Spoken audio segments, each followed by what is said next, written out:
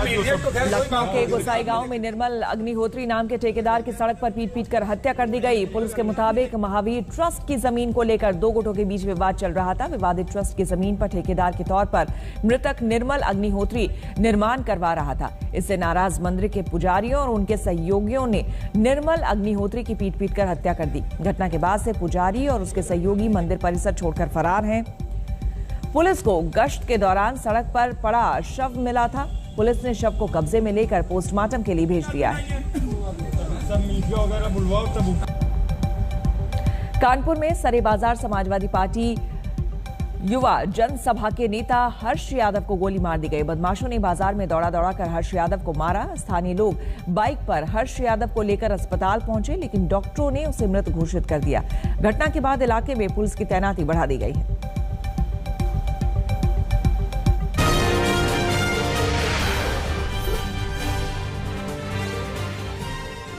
पंजाब कांग्रेस का घमासान थमता नहीं दिख रहा है। शुक्रवार को पंजाब के प्रभारी हरीश रावत ने कैप्टन अमरिंदर सिंह पर निशाना साधते हुए कहा कि कांग्रेस ने जो किया कैप्टन के लिए किया।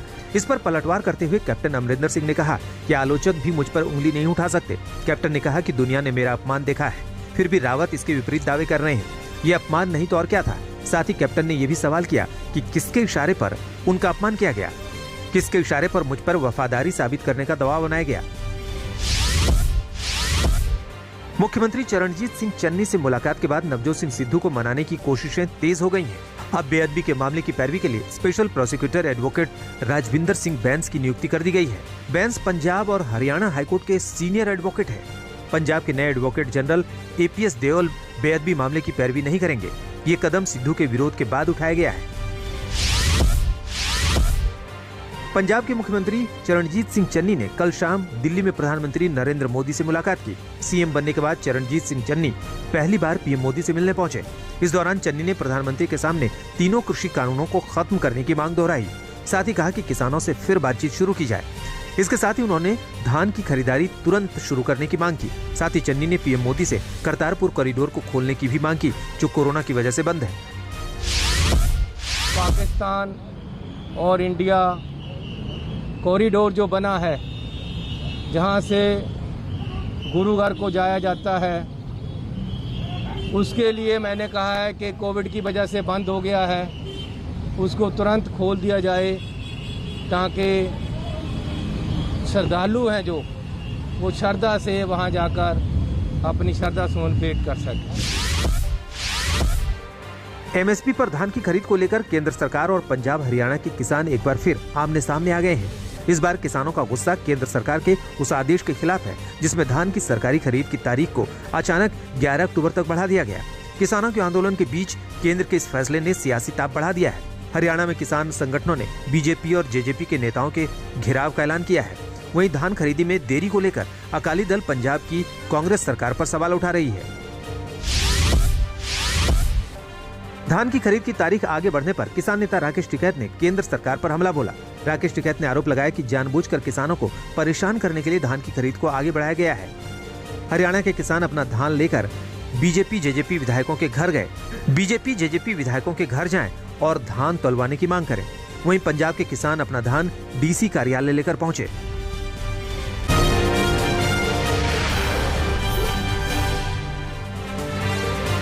कांग्रेस महासचिव प्रियंका गांधी प्रधानमंत्री नरेंद्र मोदी के संसदीय क्षेत्र वाराणसी से अपने चुनावी अभियान का आगाज करेंगी। 10 अक्टूबर को वाराणसी के जगतपुर इंटर कॉलेज मैदान में प्रियंका गांधी की जनसभा होगी। इसके बाद 17 अक्टूबर से उत्तर प्रदेश में कांग्रेस की प्रतिज्ञा यात्रा शुरू होगी। कांग्रेस पार्टी की कोशिश है कि हर जोन में प्रियंका गांधी की 2-2 रैलियां कराई जाए। इसके बाद नवंबर के अंत में लखनऊ में कांग्रेस की मेगा रैली होगी।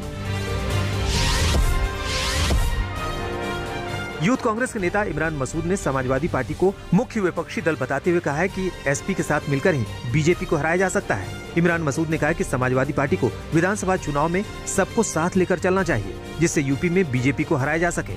इमरान मसूद ने कहा कि मेरा पहले दिन से ये मानना था और अब भी मैं यही मानता हूँ। इमरान मसूद के बयान पर समाजवादी पार्टी के अध्यक्ष अखिलेश यादव ने कहा कि SP यूपी में बीजेपी को हराने के लिए तैयार है।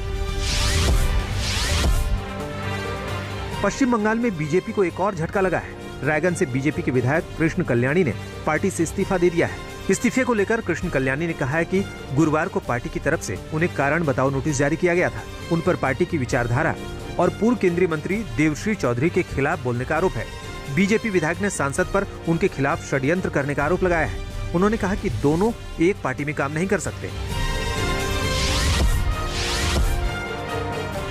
दिल्ली में कोरोना के खतरे को देखते हुए सार्वजनिक रूप से छठ पूजा पर लगाई गई बंदिश पर सियासत शुरू हो गई है। बीजेपी सांसद मनोज तिवारी ने कल दिल्ली छठ समितियों के अध्यक्षों के साथ बैठक की। बैठक के बाद मनोज तिवारी ने ट्वीट किया कि दिल्ली में 1,80,00,000 लोगों को कोरोना की वैक्सीन लग चुकी है। साप्ताहिक बाजार, मेट्रो, बस, थिएटर सब खुले हैं। ऐसे में कोविड के नियमों का पालन करते हुए छठ क्यों नहीं मना सकते? मुख्यमंत्री अरविंद केजरीवाल को तत्काल इसका समाधान निकालना चाहिए।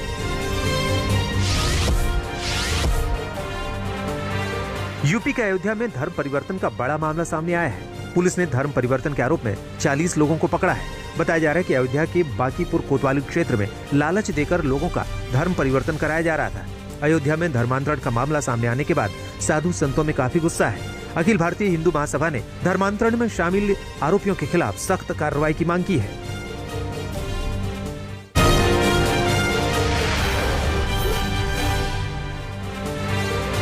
ब्रिटेन से आने वाले यात्रियों को भारत में 10 दिन आइसोलेट होना पड़ेगा। सरकार ने शुक्रवार को यह आदेश जारी किया है। इसके अलावा यूके के लोगों को RT-PCR टेस्ट भी कराना होगा। आदेश के मुताबिक यात्री को वैक्सीन के डोज लगे होने के बाद भी टेस्ट कराना होगा। ट्रैवलर्स को यात्रा शुरू करने से 72 घंटे पहले तक और आने के 8 दिन बाद RT-PCR टेस्ट कराना जरूरी होगा। ब्रिटेन ने भी भारतीय यात्रियों पर कई प्रतिबंध लगाए हैं, जिसके बाद भारत सरकार ने यह आदेश जारी किया। मुंबई में 7 अक्टूबर से सभी धार्मिक स्थलों को खोल दिया जाएगा। बीएमसी ने आदेश जारी करते हुए साफ किया कि कोरोना प्रोटोकॉल का पालन करते हुए सभी मंदिरों को खोला जा रहा है। हालांकि अभी के लिए सिर्फ 50% क्षमता के साथ ही धार्मिक स्थल को खोलने की इजाजत दी गई है। कृषि कानूनों के विरोध में दिल्ली के जंतर मंतर पर प्रदर्शन करने की इजाजत मांग रहे किसान संगठनों को सुप्रीम कोर्ट ने फटकार लगाई है। सख्त टिप्पणी करते हुए सुप्रीम कोर्ट ने कहा कि आपने पूरे दिल्ली का दम घोट दिया है, हाईवे जाम कर दिया है। संगठन ने कहा कि जंतर मंतर पर शांतिपूर्ण और अहिंसक विरोध प्रदर्शन करने के लिए 200 किसानों को एकजुट होने की अनुमति दी जाए। इस पर सुप्रीम कोर्ट ने कहा कि पूरे शहर का दम घोटने के बाद आप शहर के अंदर आना चाहते हैं। यहाँ रहने वाले नागरिक क्या इस प्रदर्शन से खुश हैं? ये गतिविधियाँ रुकनी चाहिए। यूपी के शामली जिले के कैराना में अवैध पटाखा फैक्ट्री में धमाके में 4 लोगों की मौत हो गई। धमाके में 7 लोग घायल हुए हैं, जिन्हें अस्पताल में भर्ती कराया गया है। बताया जा रहा है कि धमाका इतना तेज था कि फैक्ट्री में मौजूद कई लोग इसकी चपेट में आ गए। हादसे के तुरंत बाद पुलिस प्रशासन की टीम मौके पर पहुंची और मलबा हटाकर घायलों को अस्पताल पहुंचाया गया। गोरखपुर में मनीष गुप्ता की हत्या के बाद कई ऐसे खुलासे हुए हैं जिनसे आरोपी पुलिस वालों की मुश्किलें बढ़ सकती हैं। अब मनीष गुप्ता की आखिरी फोन कॉल का ऑडियो भी सामने आया है, जिसमें वो अपने भतीजे दुर्गेश से बात कर रहे हैं। वो फोन कॉल ठीक उनकी मौत के पहले का है, जिसमें वो दुर्गेश को उनके कमरे में पुलिस आने की बात बता रहे हैं।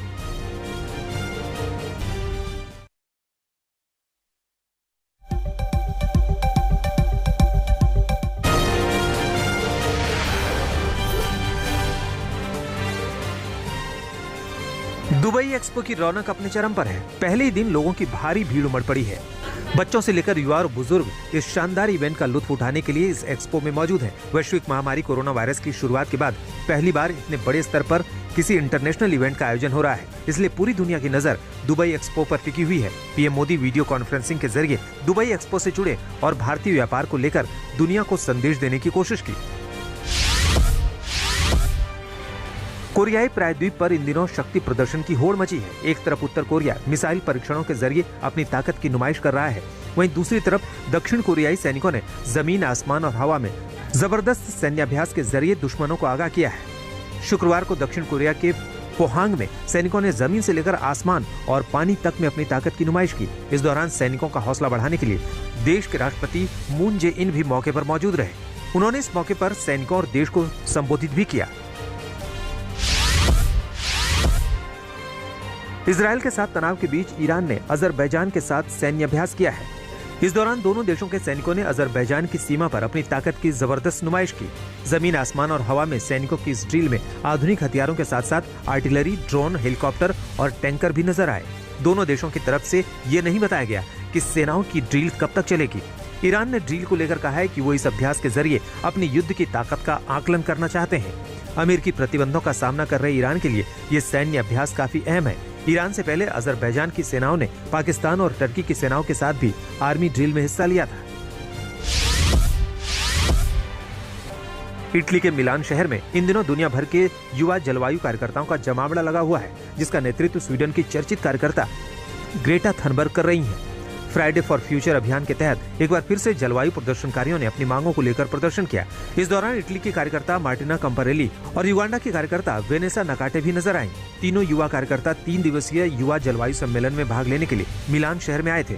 ग्रेटा थनबर्ग ने गुरुवार को इटली के प्रधानमंत्री और G20 के वर्तमान अध्यक्ष मारियो ड्रैगी से इस मुद्दे पर मुलाकात भी की थी। ब्रिटेन की महारानी एलिजाबेथ और प्रिंस चार्ल्स ने स्कॉटलैंड का दौरा किया। इस दौरान उन्होंने वहां पर स्थानीय स्कूली बच्चों से मुलाकात की है, जो कला और शिल्प का अभ्यास कर रहे थे। मुलाकात के दौरान बच्चों ने महारानी को कुछ किताबें भी भेंट की। बाल्मोरल स्टेट में महारानी एलिजाबेथ और प्रिंस चार्ल्स ने क्वींस ग्रीन कैनोपी पहल के तहत पेड़ भी लगाए। ये पहल अगले साल महारानी की प्लेटिनम जुबली जयंती मनाने के लिए शुरू की गई है। इस पहल के तहत संगठनों और व्यक्तियों को अक्टूबर 2021 से मार्च 2022 के बीच पेड़ लगाने के लिए कहा गया है।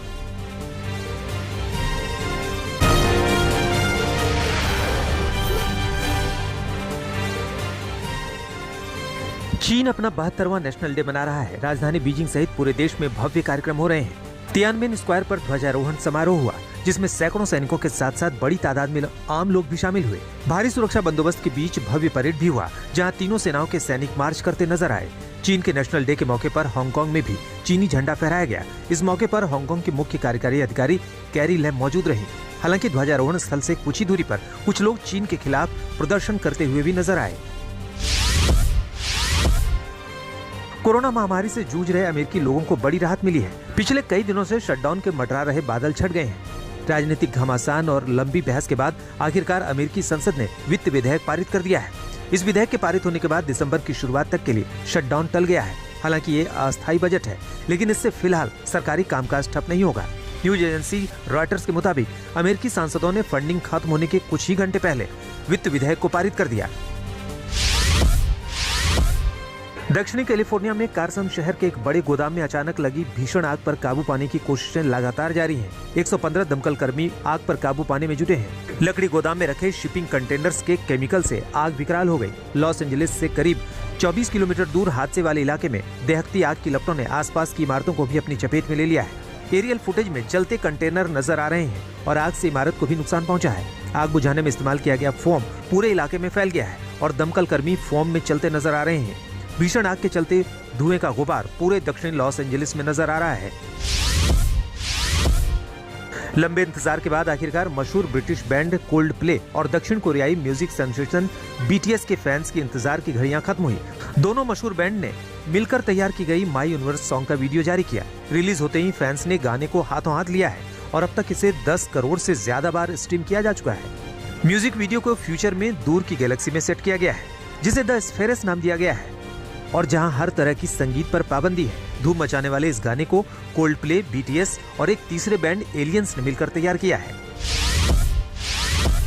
श्रीलंका में कोरोना के केस में गिरावट के बाद 6 हफ्ते पहले लगाए गए राष्ट्रव्यापी लॉकडाउन को हटा लिया गया है।